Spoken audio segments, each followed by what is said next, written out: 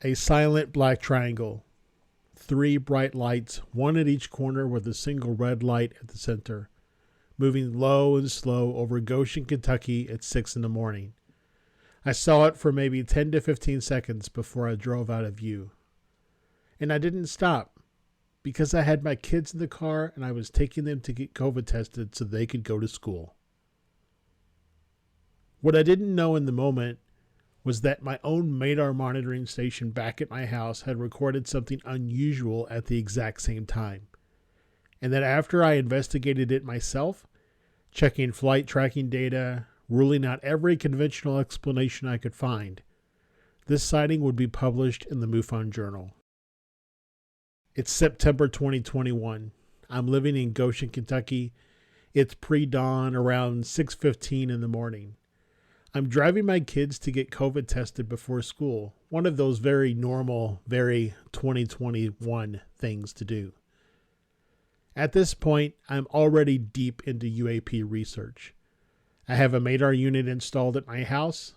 That's part of a national network of monitoring stations that track environmental anomalies like magnetic field shifts and compass deviations, things that tend to correlate with UAP activity. I'd been running it for a while, and I was paying attention. And then I saw it, a black triangular object, large, silent, moving slowly and low across the sky. Three bright lights, one at each corner, and a single red light in the center. No engine sound, no rotor, nothing. My first instinct was to stop and film it. I reach for my phone, and then I look at my kids in the back seat. COVID test. School. I kept driving. It was in view for maybe 10 to 15 seconds before I drove out of sight of it. I want you to understand what that moment felt like. Not panic, not fear, just this overwhelming sense of, I am watching something that should not exist. And I am choosing to drive past it because my kids need a COVID test. That's the reality of having experiences like this. Life doesn't pause for them. After I dropped my kids off, I went straight to work. Before I filed anything, before I told anyone, I pulled up FlightRadar24 and also checked ADS-B for the time and location. I wanted to know if there was any registered aircraft in that area at 6:15 that morning. There wasn't. Nothing that matched what I saw. Not in terms of position, flight path, or behavior.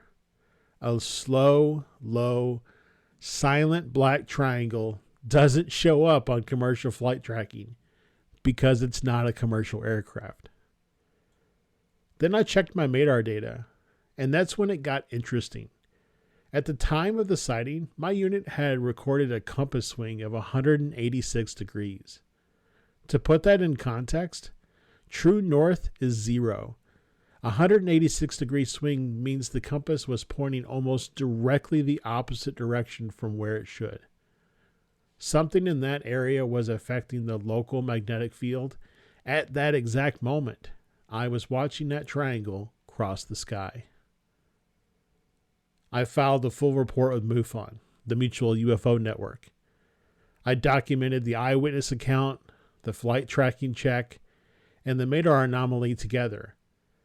That combination, a documented sighting with independently recorded instrument data, is what got this case published in the MUFON Journal. I'm not asking you to believe me. I'm showing you the process. I saw something, I checked the obvious explanations first and ruled them out. I had instrument data from my own equipment that corroborated the sighting, and it was verified and published by a serious research organization. Black triangle sightings are one of the most consistently reported UAP shapes going back decades. I don't know what I saw over Goshen, but I know it wasn't a plane, and I know the data agrees with me. If you've had a similar experience, especially one involving a black triangle, I'd like to know about it. Drop it in the comments. I read every one.